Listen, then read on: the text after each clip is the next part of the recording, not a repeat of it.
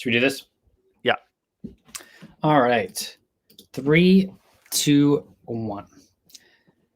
Hello, good friends, and welcome to another episode of the 10,000 Layups podcast. I'm Kyle Ratke, and I'm here with Julian Andrews. Julian, what's up? Business as usual, Kyle. You know, business is good. Business is as it usually is. It's a little warmer outside. I went for a walk yesterday. You went outside? I'd forgotten what the outside of my house looked like, so it was nice to be reminded. So yeah, just living large as I usually do. Just kidding. Yeah. I don't do that.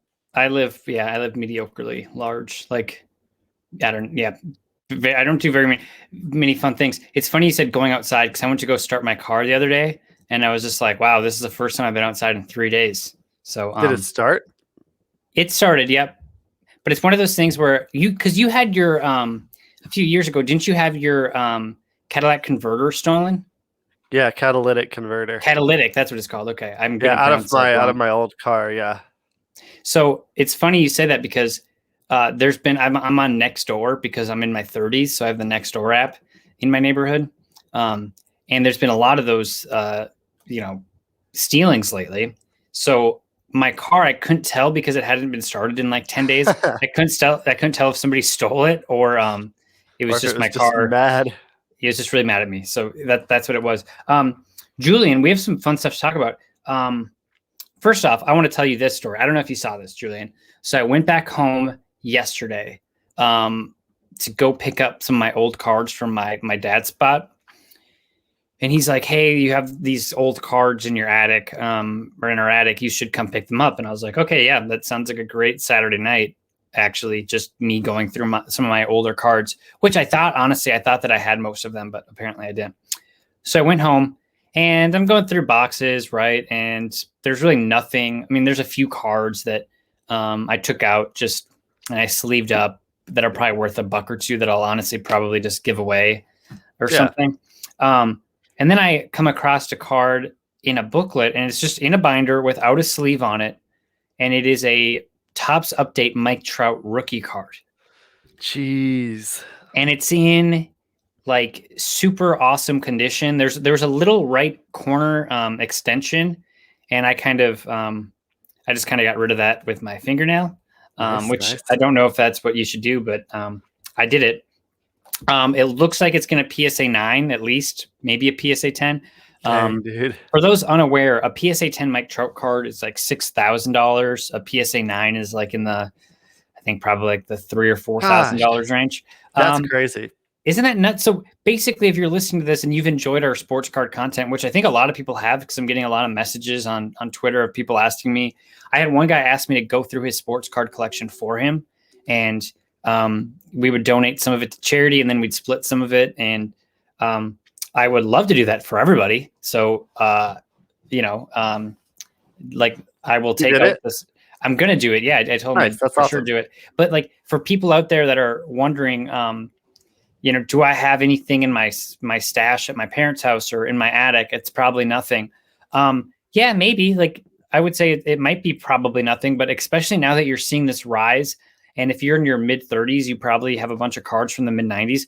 Right now, you're seeing a huge bust in that 90s market, like the Kobe's, Tracy McGrady's, Allen Iverson's, Tim Duncan, Kevin Garnett. Like you're seeing such a huge boom. And if you haven't touched those cards in 20 years, they might be in good condition. So that's basically my plug for if you have old cards sitting around, now is the time to go see what you have. And if you don't have any idea on what they're worth, I can't answer every message because there actually have been quite a few of them. Nice. But yeah, that's been fun. Julian. Yeah. Did you look into your crystal ball like 3 weeks ago? I check it every night typically. So. Okay. So before we get into Wolves talk, I want to talk more about collecting a little bit. So if you paid any attention, this has been a huge weekend for NBA Top Shot. Players are tweeting about it, and it's starting to get that boost. It's basically like your favorite band growing up that was like an indie rock band. It started to play on your local radio station. And half of the fans are really mad because it's going mainstream, but the other half are super excited because It's beneficial for everybody involved, probably. So that's what Top Shot's at. And if you have an account and you have cards in it, you know that the pricing is absolutely bonkers right now, and everything's gone up. But Julian is a genius because I think it was a week or two ago, the NBA Top Shot, it was kind of released that they were going to make some of their Series 2 common cards limited. They didn't say which cards and they didn't say how many cards. So Julian texted and said, hey, we should try to, just some advice. Let's try to buy a bunch of players that we think, or moments that we think they could limit, because those are going to be the valuable ones. So our process was basically, let's grab the Giannis's, let's grab the LeBrons, let's grab the Zions, let's grab the Embiid, Lillard, Jokic. Yeah, grab those big time guys. I'm trying to think if I missed anybody, but Luka. I don't know if I said Luka, but grab those guys. Well, it turns out that probably for the last time among common cards, Top Shot decided to limit all of those cards to 15,000, which is absolutely huge. So if you're thinking about this and you're a sports card fan and you don't really know how to decipher, or like you don't know what any of this means, basically what this means is, think about if all of a sudden you bought a pack of like Topps baseball cards, right?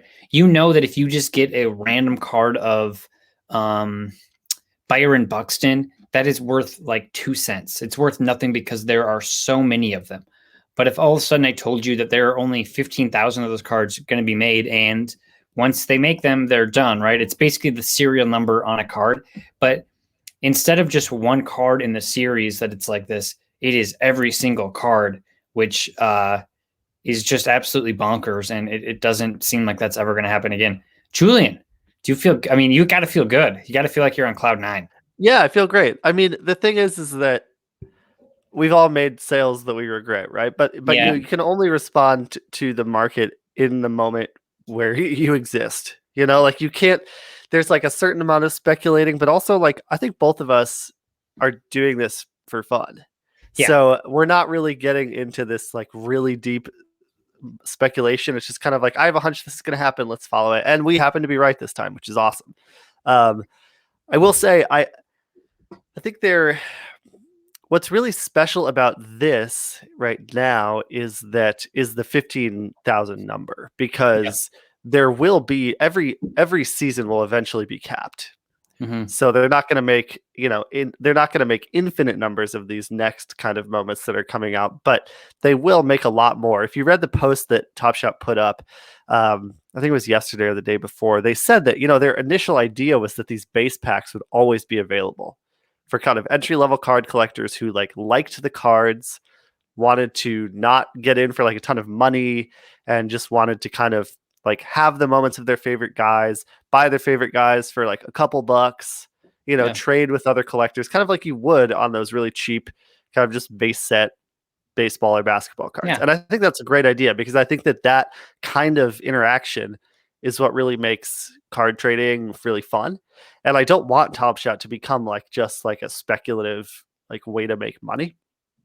So even though I'm really happy that it looks like we're going to make a little money, but I think that it's really smart that they did this and just capped all of these. You have all these kind of valuable cards, but they're also kind of mid-level valuable. They're still not like out of 200 or something. So they're still accessible, which is really important. And then they're going to kind of flood the market, I think, with a bunch of new cards. And we're going to see a lot of really new, cool moments, and a lot of moments that will end up being, I don't want to put numbers on it, but it would not be shocking to see some of these out of like 100,000, So I'm really excited to see this happening. I think it's a really cool marketplace, a cool community. I think that the interface has grown by leaps and bounds, just in terms of the user experience of the website and transactions and pack buying and like all these things. And it was kind of cool to watch the team start to iron these things out, because this is a really tough thing. Like if you think about the amount of volume increase they saw over the last couple of months,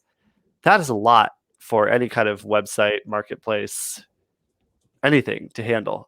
So it's been really cool. I know they get a lot of hate on Twitter and on Discord about it, but I think that team has done a really remarkable job. So I don't know. It's been really cool to watch. Yeah, I'm glad you talked about the the pricing difference, because right now I think if you're, the tweet is like, oh, if you don't get in Top Shot now, you're doing it wrong, or like whatever. But for a lot of people, I mean, buying a card for, yeah, you can go buy DeMarcus Cousins card for $25, right? Like that's, and if you're a huge DeMarcus Cousins fan, that's great. But it's like, if you're trying to find a LeBron James moment right now in there, like you're gonna have to pay $800. And Yeah.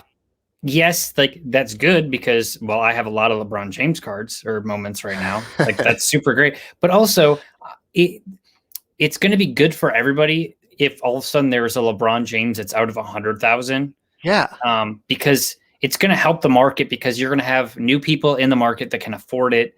Yeah, like some of those really high prices might end up coming down, but you're just going to have more people in the marketplace. And as long as Top Shot doesn't release a pack every week and they keep it to, their steady variations of like, okay, here's this one, and they're not just like oversaturating the market, like the prices are going to be fine and they're not going to tank. Yep. Because we're not getting any more of. They're still trickling out some of these limited edition cards that they've minted, so they've made them, but they have not yet released them. So there are still more of these to come out. But there's no more of these coming. So, I totally agree with you. It's awesome that LeBron could do a cool dunk. They could make like a really huge edition common card, and we could have it because it's cool, Yeah. And so I think that that's a really important part of the market. Like if you think about like opening a pack, sometimes you just get a card, like a physical pack, and you're just like, this looks cool. And you go on eBay and you're like, oh, it's worth 50 cents. But it's like, I like this, And I think that attachment is really important. I agree. Yeah, it's been fun. If you guys have any questions on it, let us know. But or if tell us your stories, because I won't say his name, but a guy that I know that went into Top Shot in like mid-January. He said he put like $4,000 or $5,000 into it, and his account is valued at like $390,000, which is insane to me. But yeah, that's just crazy. Like the opportunity that was there. And I think a lot of people made fun of Top Shot because they didn't really know what it was. And if you look at some of my sales early on, oh boy, I didn't know what it was either. Yeah, same. But and like I still don't entirely, like I'm not I don't think we're experts on it by any means, but just because you don't understand it doesn't mean you have to knock it, because I think there was plenty of money, and there still is plenty of money to be made. Okay, let's shift to the Wolves. We don't have a lot to say on the Wolves. The team is 7-23 right now. D'Angelo Russell is still out. They've lost 7 of their last 8 games, including just an absolute heartbreaker on Friday. They lose by 5, but I think Toronto went on an 11-0 run to end the game, and just like you put up 81 points in a game. You're not putting yourself in a position to succeed. Yeah, and I don't even know, because is it coaching? I don't know. Is it? And like Ryan's the best guy out there, I think, but not necessarily. I don't know if he's the best guy out there for the job, but he's a great guy, and you feel bad for him. But like he's not doing himself any favors. Like the players don't seem to be doing themselves any favors. It's like games like that, and you just keep losing them, and it's just so Wolvesy, and it's exhausting, and it I don't know. It's frustrating. The best part about that game was Anthony Edwards maybe having the best dunk I've ever watched live in a game in my life. That was crazy, dude. He is awesome. I'm so glad that we have him. I know there's all kinds of debate. Anthony Edwards, LaMelo Ball, who's going to be better, who's better, whatever. I don't care. I'm really happy to have Anthony Edwards on the team. I think that both of those guys are going to be great. I think both probably ended up where they should end up, where it would have been best for them. And I feel like Anthony Edwards, I know he said something to this effect maybe last week, but I feel like he's holding this team together. And as a 19-year-old, his attitude, his approach, his confidence, his personality, the way he engages with the media, he is just exactly what we need right now. Yeah, I know. I'm 1,000,000% with you, and I think I don't know how to quite say this, but like D'Angelo Russell like has his moments with the media, but on the court he has those moments where like it doesn't necessarily seem like he's trying. Karl Anthony Towns, it's not fair this year because of how much he's gone through, but I mean he's always been a pretty polarizing player on the court with his attitude and kind of how he plays. And yeah, watching Anthony Edwards play with just like always smiling, and it reminds me a lot of Zach LaVine when he was a rookie. And while I love Zach LaVine and he's hopefully going to be an all-star, Edwards is like 300 times better than Zach was as a rookie. So that like you kind of see the potential there. And when I brought this up a few weeks ago, I didn't mean it to be a debate as in me trying to, I'm not trying to say anything negative about Karl. When I said that I think Edwards might have a higher ceiling than Karl, like that's a good thing. Because if we think, and I think we both agree, Karl's probably a top 10 or top 15 talent in the league. I don't know if he's a top 15 player, but I think those things are two different things. But if all of a sudden you say if Anthony Edwards could eventually be a top 15 or top 12 player in the league, yeah, it's early. I get it. But what we've seen from him so far, and the fact that he's not even 20 years old right now, I mean, it's been fun to watch. And maybe we're just in our bubble. Like maybe that's what it is. I don't think so, man. If you look at him and kind of just, I mean, obviously he has to develop consistency. I mean, like that is what will define whether or not he becomes a really exciting, like kind of off the bench guy, or if he becomes a star. Because if he can be his best self all the time, watch out. I mean, but if you look at him compared to some of the other guys in his age group right now in the NBA, I don't see any reason why in 5 years he couldn't be a top 20 player. Yeah. I know that there's work to be done, as there is with every rookie. But I'm really high on him right now. And that feels good. Like Wolves fans, like don't worry about feeling good about this, like don't try to find the downside. Just enjoy the fact that you have a really, really exciting, fun rookie who loves to play basketball and throws down dunks like he did the other night. Like that is a wonderful thing for a team. So I'm not really in the mood to hunt for a downside, to be perfectly honest. I'm with you. I think like this is legit, and you know me. I will call out. I'll call out if I think it's a fake excitement for a player. Like we all got so damn excited about Jarrett Vanderbilt and his hustle, and yeah, he hustles, and that's great. But he probably shouldn't be playing rotational minutes for an NBA team. The Anthony Edwards could be a star train. Get on it because it's a very real train, and it's coming to a city near you. Namely, Minneapolis and St. Paul. Yeah, mostly and St. Cloud. St. Cloud. Mankato, maybe. Okay, yeah. Up. I mean, Julian, we only have 6 games before we get the second half of the schedule released. Yeah. And the Wolves are on the road for 4 of those games. And, we're obviously way past the what can the Wolves do to make the playoffs? They can't. Because that ain't happening. Right now, the Wolves have the worst record in the league and the top odds to get the number 1 pick along with Detroit and Cleveland. And the thing is, even if they get a top 3 pick, even if they stay in that top 3, which I think is pretty likely, we've been over this before. There's a 60% chance they lose their pick to Golden State, which would be just an absolute bummer. But we will cross that bridge when we get to it. Yeah. Okay, let's go through headlines quick, and then we'll get out of here quick today. Okay. LeBron, quote, "It's on me to pick Lakers up when AD's out." Because I don't know if you know this, a lot of people thought maybe it was on Jared Dudley to pick the Lakers up when AD was out. LeBron's like, no, it's me. It's not Jared Dudley. Yeah, that's fair. Hey, how is LeBron doing this? I don't know, man. And also, the Lakers are 22-9. Oh, it's nuts. Like they don't need to be picked up. I mean, the Lakers, I don't know. I get it. LeBron's a competitor. You want to win every game. But I think as long as the Lakers finish in the top 4 and have home court, they're fine.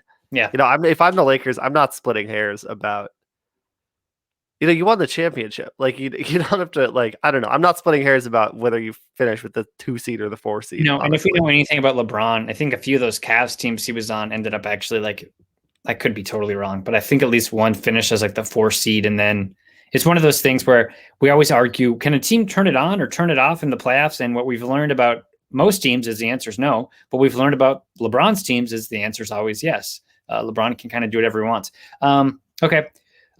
Did you watch Draymond Green's ejection the other night? No, I heard about it on Twitter, but I didn't really get it. I was honestly last night I was paying attention to Top Shot, not I was too for way too long. What happened? I've been getting yelled at lately because I'm just on my phone looking at Top Shot. Yeah, that's happened to me as well. We're not in a great place. Yeah, I saw it and it was at the end of the Hornets game.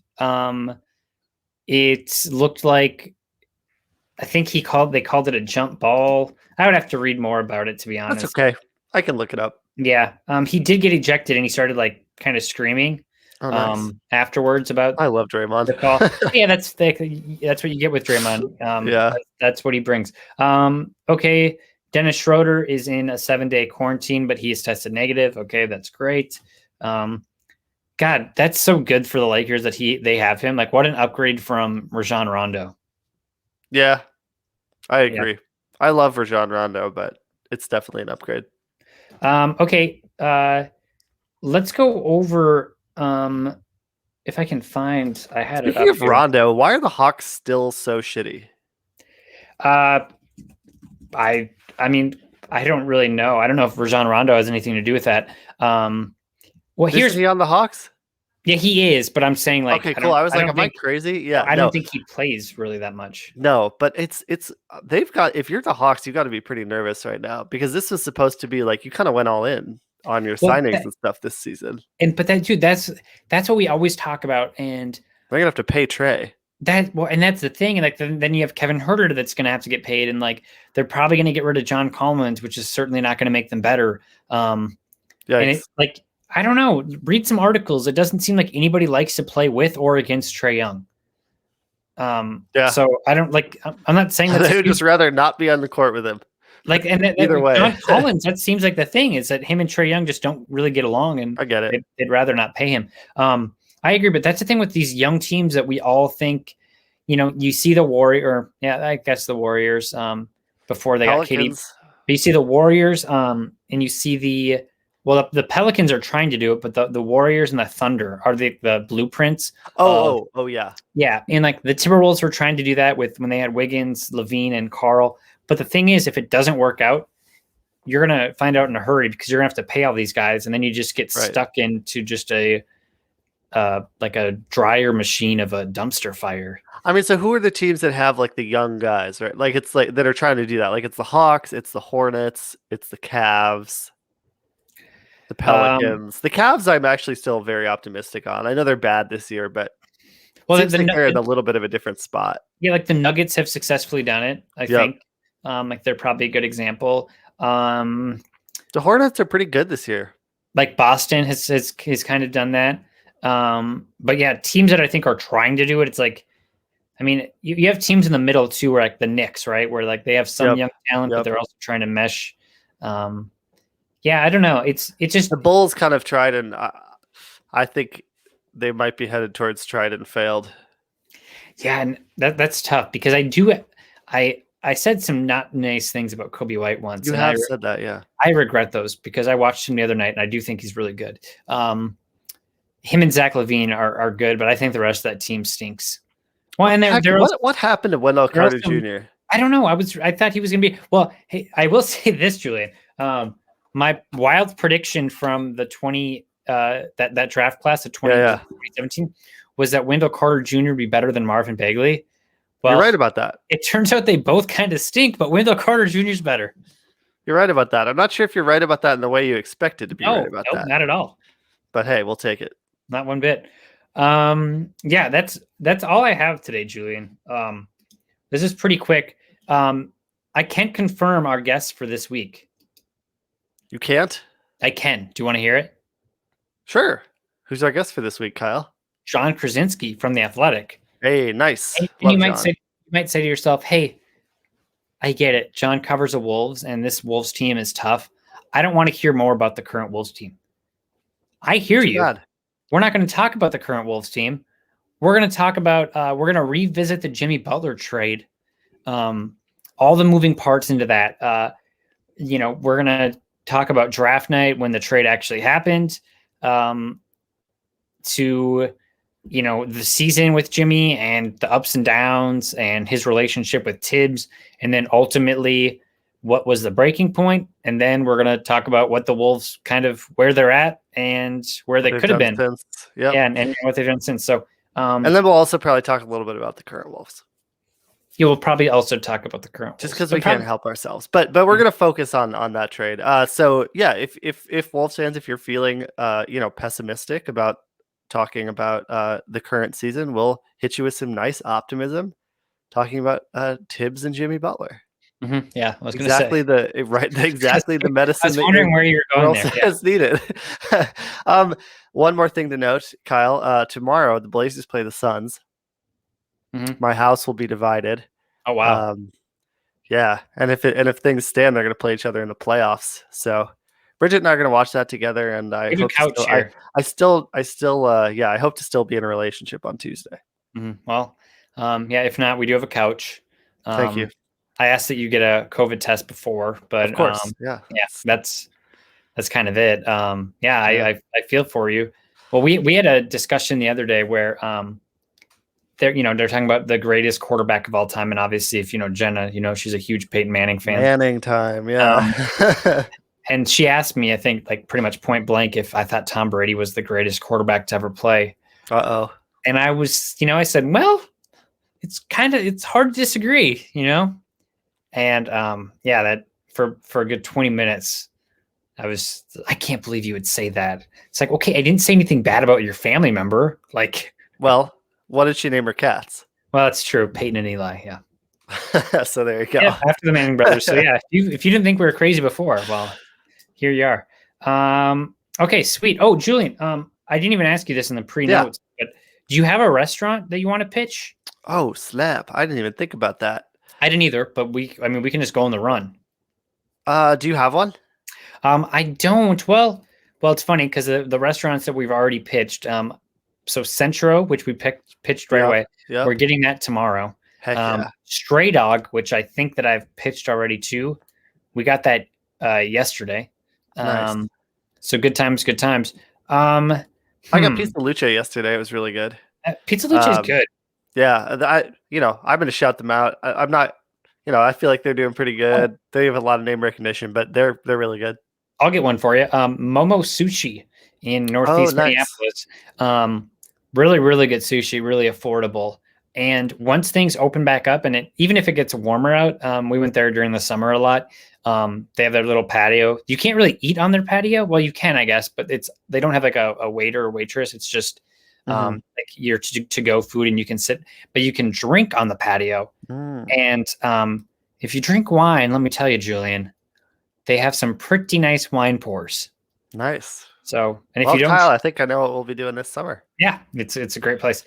Go check them out. Tell them the layup line sent you, or the 10,000 layups. I'm sorry. Oh my goodness! Wow. What a slip! Wow, that is. We might get sued. From the past, yeah, yeah, right. If anyone gets to minute 30 of this podcast, they could maybe sue us. They can sue us. Okay, well, Julian, good to talk to you. If you need somewhere to stay on Tuesday, let me know. Thanks. To everybody else, stay safe. Thanks for listening, and go NBA Top Shot.